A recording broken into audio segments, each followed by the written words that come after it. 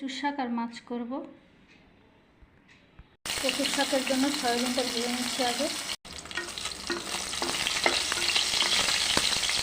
সয়াবিনটা ভাজা হয়ে গেছে, তুলে নেব। গোটা 5 ফোড়ন, শুকনো লঙ্কা, তেজপাতা দিয়ে দিলাম।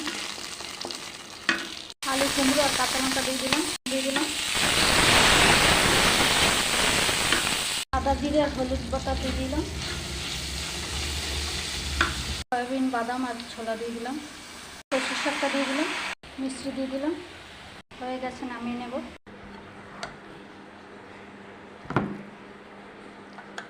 কচুর শাক একদম রেডি। গোটা জিরে ফোড়ন দিয়ে দিলাম। আলু আর নুন দিয়ে দিলাম। হলুদ, লঙ্কা, জিরে গুঁড়ো দিয়ে দিলাম। তেজপাতা, দারচিনি দিলাম। জল দিয়ে দিলাম।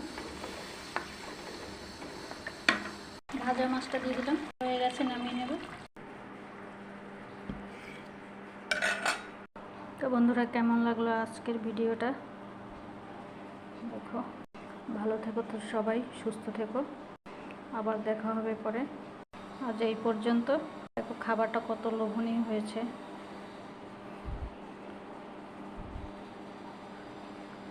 কচুর শাকটা কিন্তু নতুন করলাম আজকে। Tata, good night.